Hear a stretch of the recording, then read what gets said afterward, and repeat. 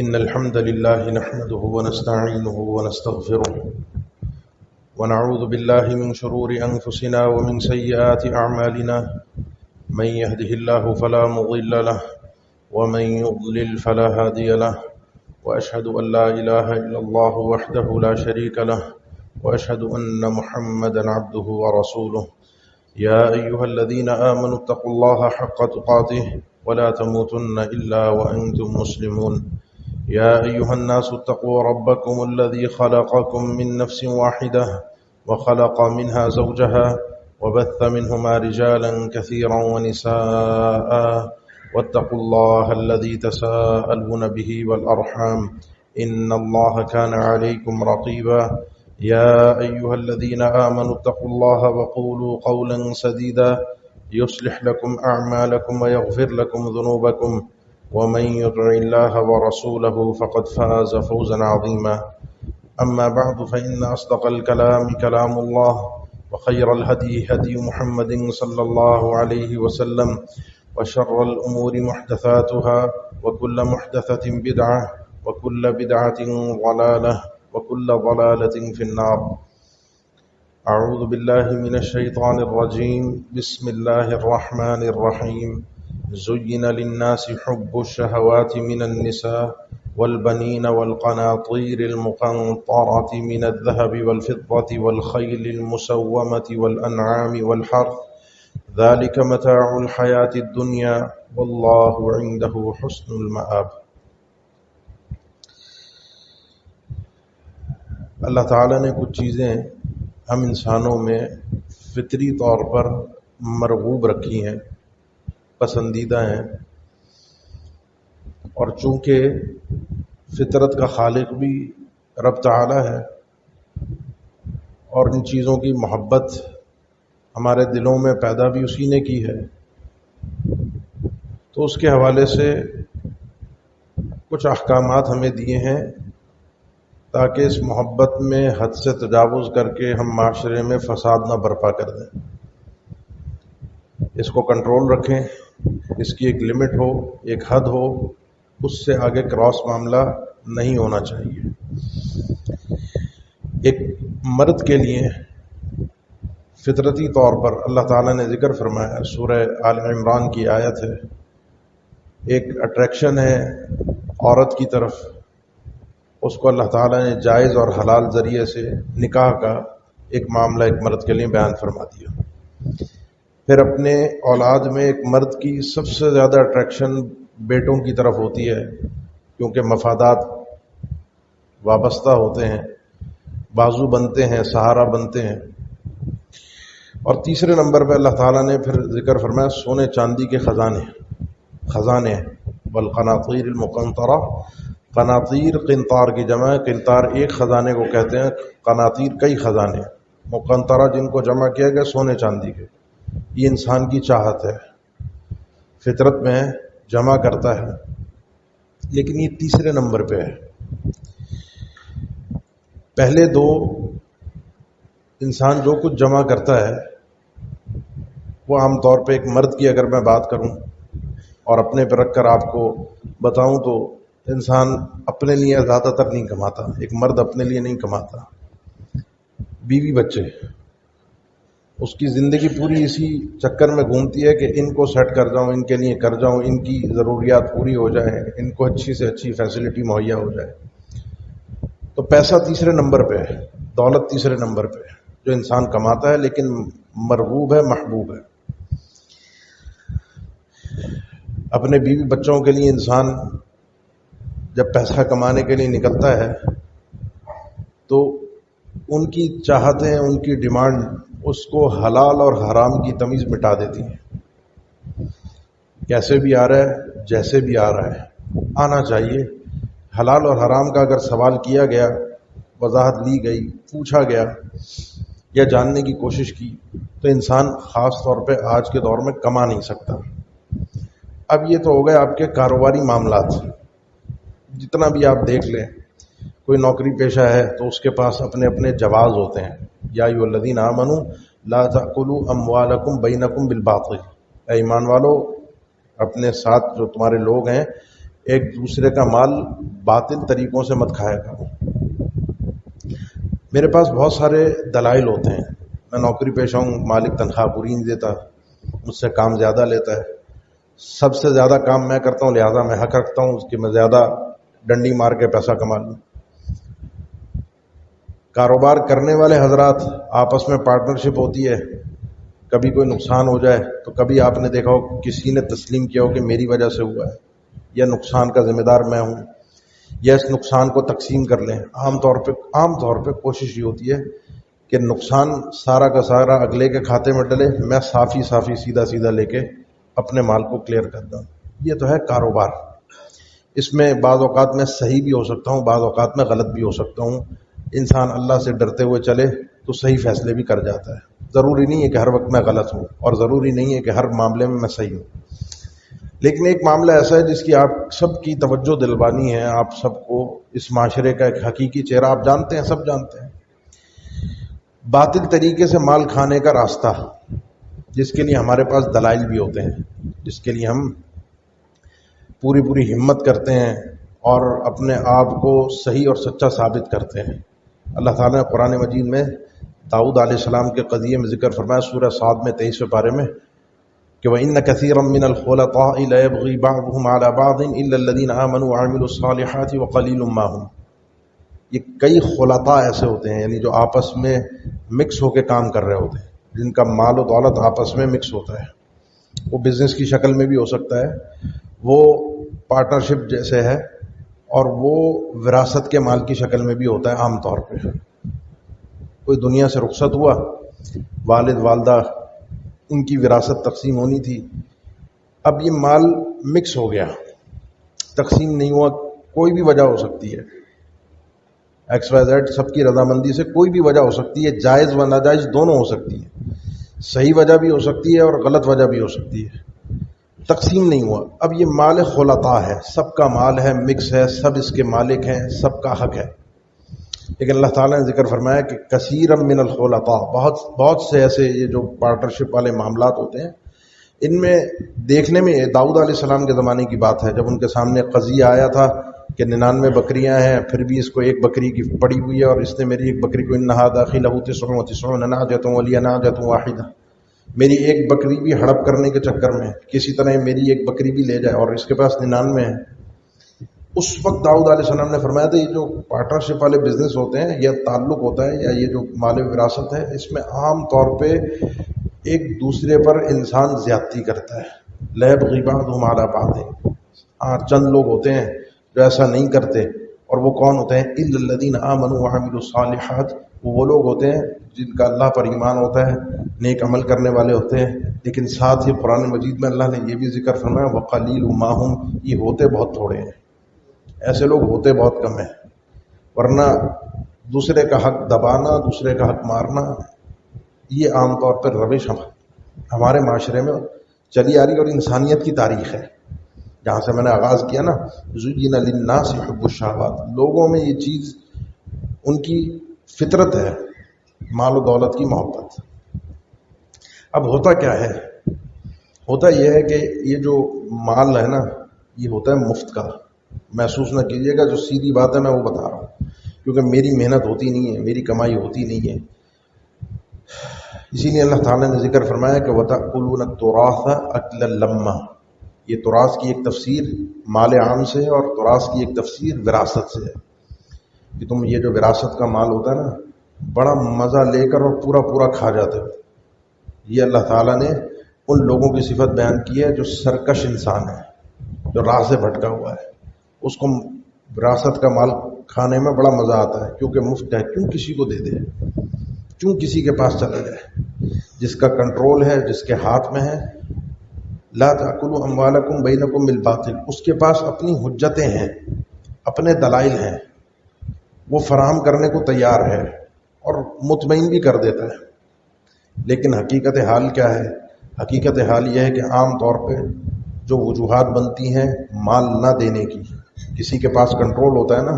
گھر پہ کوئی قابض ہے، کوئی کاروبار پہ کسی کا کنٹرول ہے، والد کے والد دنیا سے رخصت ہو گئے، والدہ دنیا سے رخصت ہوئیں، گھر میں رہ رہا تھا، اب یہ سب وارثوں کو دینا ہے، تو سب سے پہلی رکاوٹ بنتی ہے نہ دینے کی اور مال کو ہڑپ کرنے کی کہ انسان کا اللہ پر ایمان اور بھروسہ اس انداز کا ہوتا ہی نہیں ہے جو ہونا چاہیے۔ سب سے مین وجہ یہ ہے اللہ کے فیصلے کو وہ ہضم نہیں کر پا رہا، نافذ نہیں کر پا رہا، جبکہ نہیں اللہ تعالیٰ نے اس مسئلے کے لیے فریضۃ من اللہ، یہ اللہ کی طرف سے مقرر کردہ فرض ہے۔ اللہ نے اس وراثت کی تقسیم کا ذمہ خود لیا ہے، قرآن مجید میں خود تقسیم کیا ہے، اور اس کو فریضۃ من اللہ، وصیۃ من اللہ، اللہ کی طرف سے خاص قسم کا حکم اور آرڈر ہے جس کو نافذ ہونا چاہیے۔ بندہ تسلیم نہیں کر پا رہا کہ میں کیسے دے دوں، یہ اس کے ایمان کی سب سے پہلی کمزوری ہے۔ دوسری وجہ جو رکاوٹ بنتی ہے دینے میں، وہ میں نے ذکر کیا، مفت کا مال، بھائی ان کو کیوں دے دیں؟ خاص طور پر مسئلہ آتا ہے بہنوں کا، اور ہمارے ذہنوں میں ایک سوچ ہے بہنوں کے پاس گیا تو بہن کے پاس نہیں ہوگا، وہ تو خاندان کا کسی دوسرا جو بہنوئی ہے ہمارا، جو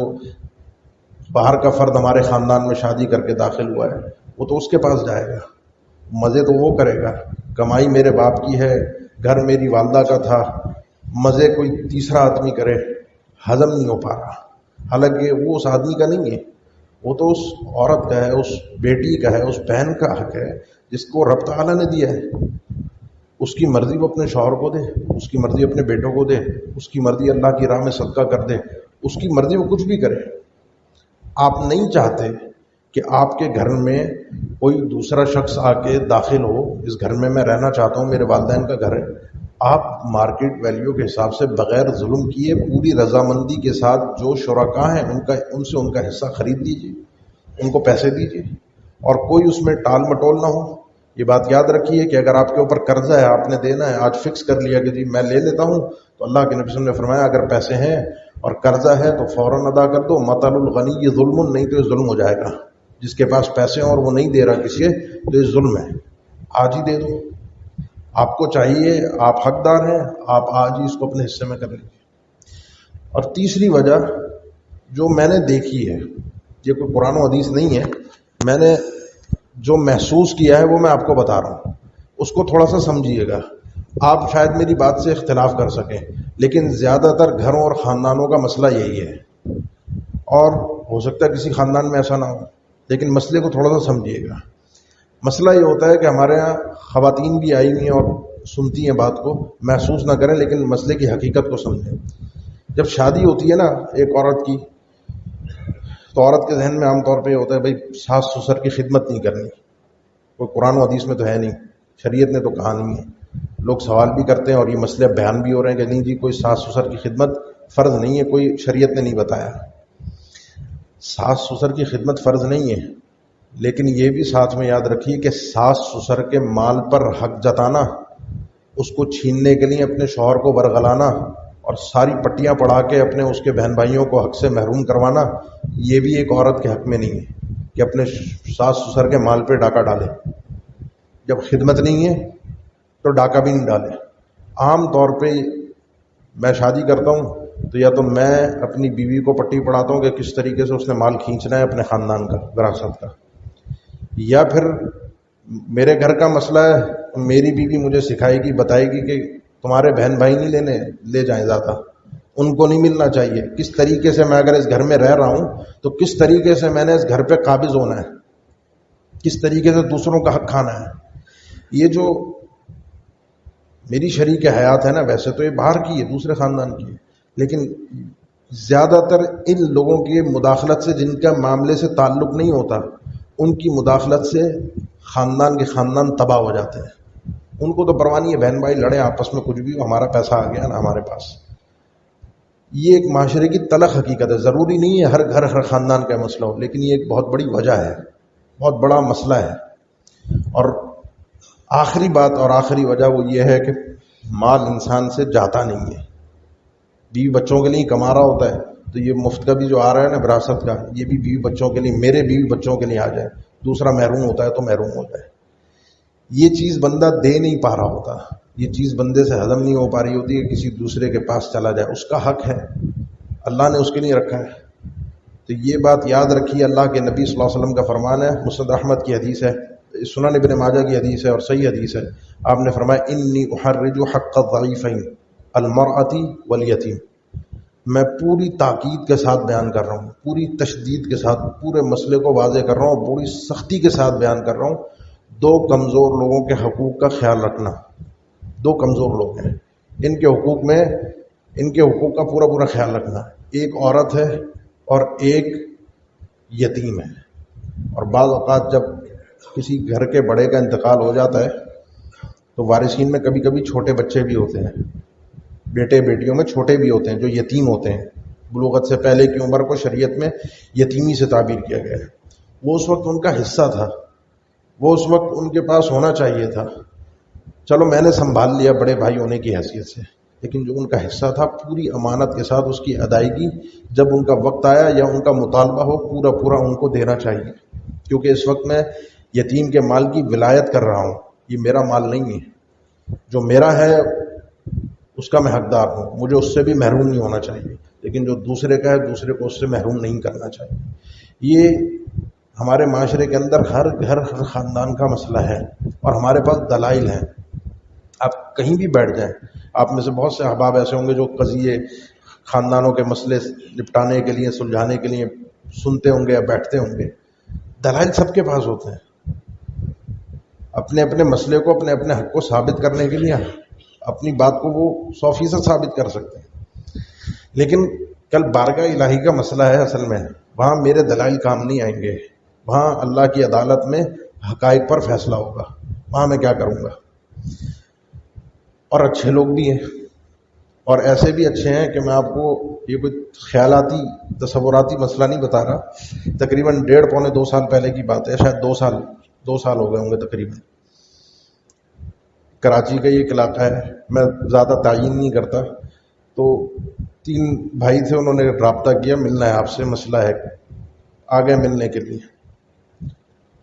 ایسے ہی ہوں گے 40 سے 50-55 کے ارد گرد کی عمروں کے، تینوں بھائی بیٹھے اپنا مسئلہ ذکر کیا۔ مسئلہ ان کا یہ تھا کہ ہم اب چاہتے ہیں وراثت کی تقسیم، لیکن اپنی نہیں، اپنے دادا کی۔ ہمارے دادا کی وراثت تھی، ہمارے تایا چاچا تھے، والد تھے، غالباً 3 پھوپھیاں تھیں، 4 وہ تایا چاچا تھے، وہ چاروں بھائیوں نے کسی بھی بہن کی وراثت نہیں دی، پورا گھر بھی کھا گئے، کاروبار بھی کھا گئے، کسی بہن کو کچھ بھی نہیں دیا۔ ہمارے والد کا انتقال ہو گیا، ایک اور چچا کا بھی انتقال ہو گیا، باقی 2 حیات ہیں، 2 یا 1 پھوپھی کا انتقال ہو گیا، ابھی مجھے صحیح یاد نہیں، اور 1 آدھ حیات تھی۔ ہم چاہتے ہیں، ان کا سوال یہ تھا کہ ہمارے والد نے جو غلطی کی ہم اس کو سدھارنا چاہتے ہیں، اس وقت دنیا سے جا چکے، وہ اب دنیا میں نہیں، ان کی وراثت بھی تقسیم ہو گیا، اب ہمارے پاس آ گئے، ان کے لیے 100% حلال مال تھا، وراثت کا مال ان کے لیے تو حلال ہو گیا نا، وہ جو کھایا ان کے والد نے کھایا، جو سزا جزا جو بھی ہونا ہے اللہ کی طرف سے ان کے والد نے بھگتنا ہے، لیکن نہیں، احساس ہے کہ والد سے غلطی ہوئی ہے، ہم غلطی نہ کریں اور ہم اپنے والد کی غلطی کو سدھاریں۔ اب سوال یہ ہے کہ ہمارے یہ تایا چاچاؤں میں جو ایک فوت ہو گئے، ان کا ایک بیٹا ہے، وہ بھی دینے کو تیار ہے، ہم بھی دینے کو تیار ہیں، باقی 2 تیار نہیں ہیں، جو خود زندہ ہیں وہ دینے کو تیار نہیں ہے۔ سوال یہ ہے کہ کیا ہم سارا حصہ دیں پھوپھیوں کا جو چاروں بھائیوں نے کھایا، یا جو حصہ ہمارے والد کے اور جو دوسرے چاچا کا بیٹا دینا چاہ رہا ہے ان کے والد کے حصے میں آیا اضافی، پھوپھیوں کا حصہ جو ان کے حصے میں اضافی آیا، ہم صرف وہی دینے کے پابند ہیں، ہم سب کچھ دینے کے پابند ہیں۔ وہ پورا مسئلہ پہلے سے خود بنا کر لائے ہوئے تھے، ایسا بھی نہیں کہ وہ خالی ہاتھ آئے تھے، پورا حساب و کتاب ان کے پاس پیپر ورک ہوا ہوا تھا، پوری تقسیم انہوں نے کی ہوئی تھی آخری، اور پھوپھیوں میں بھی جن کا انتقال ہو چکا تھا ان کی اولاد میں کون کون زندہ ہے، کہاں کہاں رہتا ہے، اس کا حساب کتاب پورا، کس کو کتنا جائے گا، کس کا کتنا حصہ، وہ پورا پہلے سے خود بنا کر آئے ہوئے تھے، خالی ہاتھ نہیں آئے تھے، اور وہ پکے تھے دینے کے لیے۔ یہ آپ کے اسی شہر کے رہنے والے آپ ہی کی طرح کاروباری حضرات، آپ ہی کے بیچ میں اٹھنے بیٹھنے والے لوگ ہیں، آپ کی مسجد میں بھی لوگ ہیں،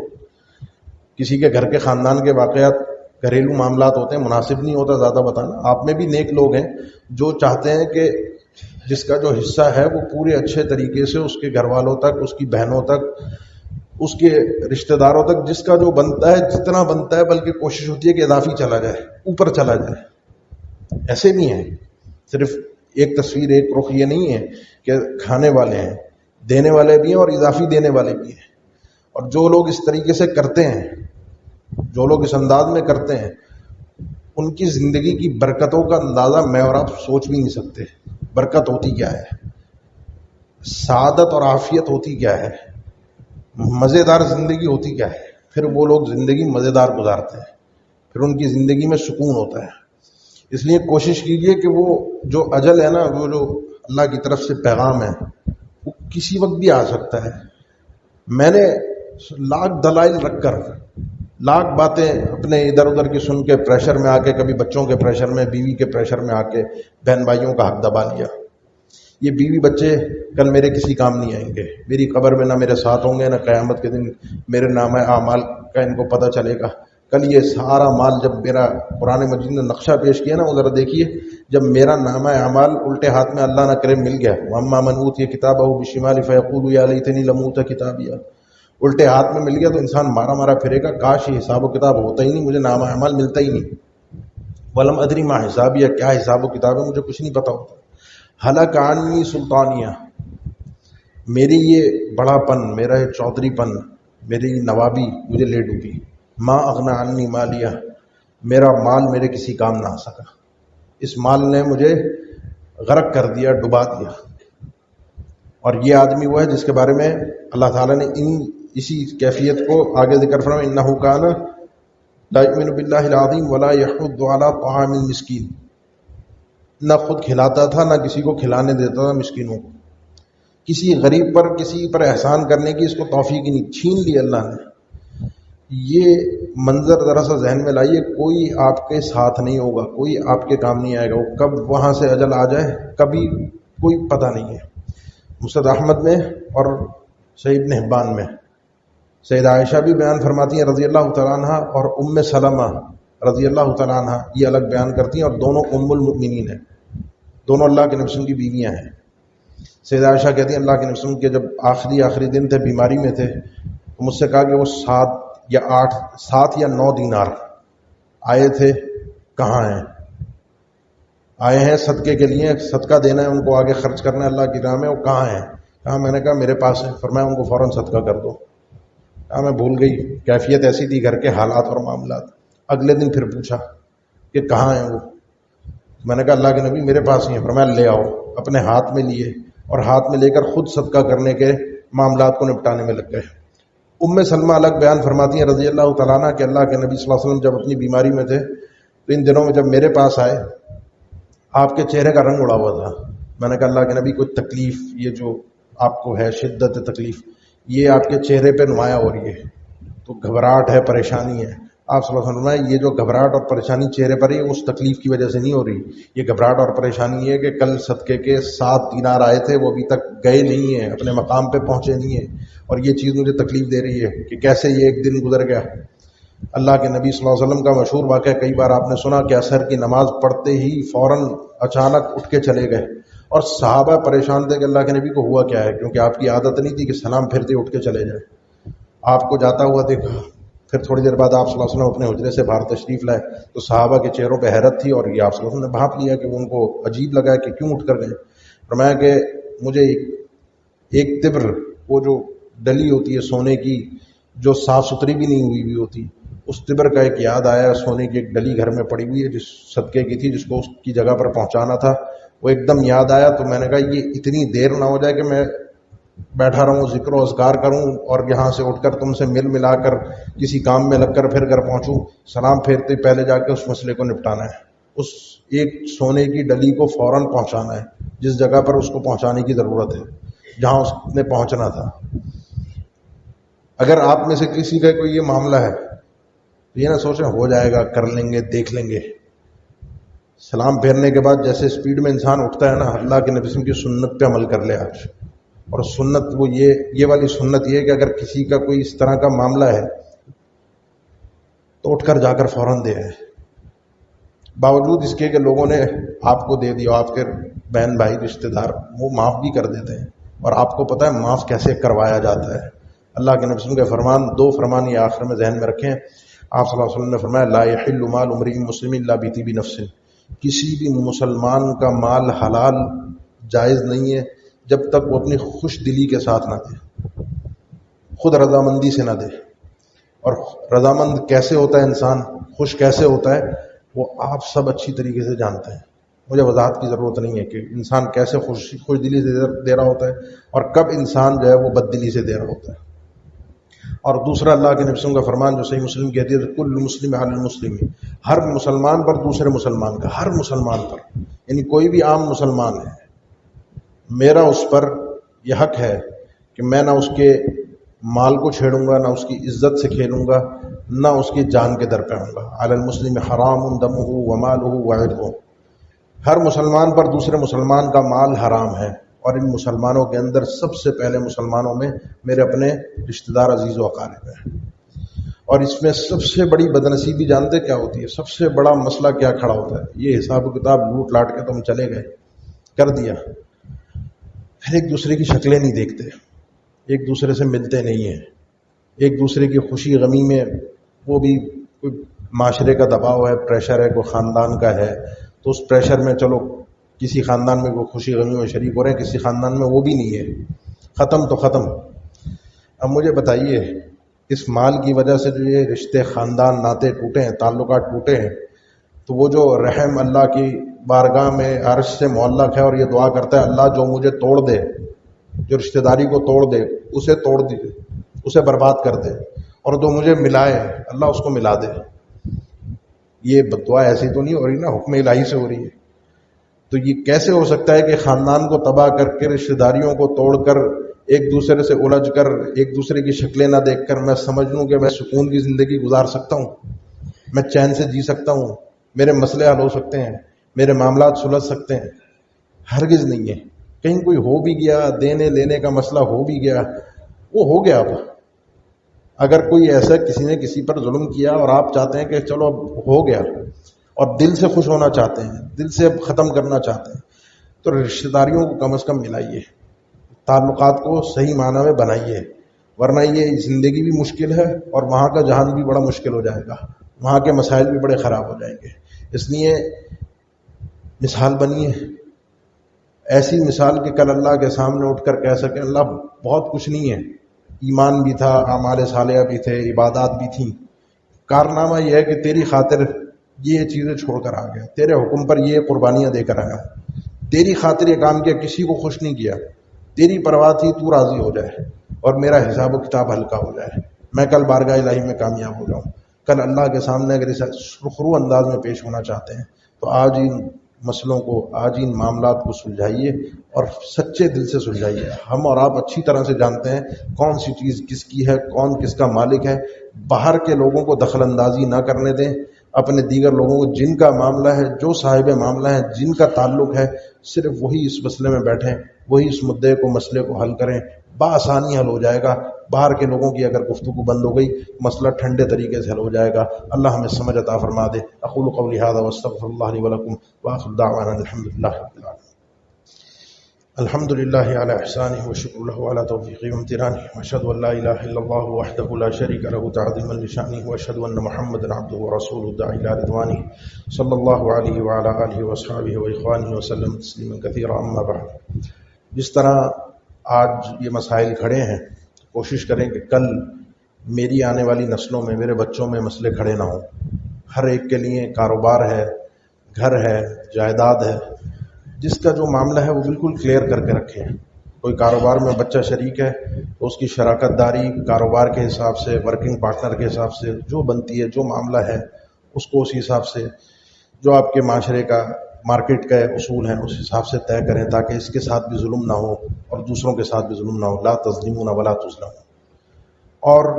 اپنے آگے آنے والی نسلوں کی بھلائی کے لیے پچھلے معاملات کو بھی سدھاریں، کیونکہ انہوں نے، ان بچوں نے آپ کو دیکھا ہے، آپ کے جھگڑوں کو دیکھا ہے،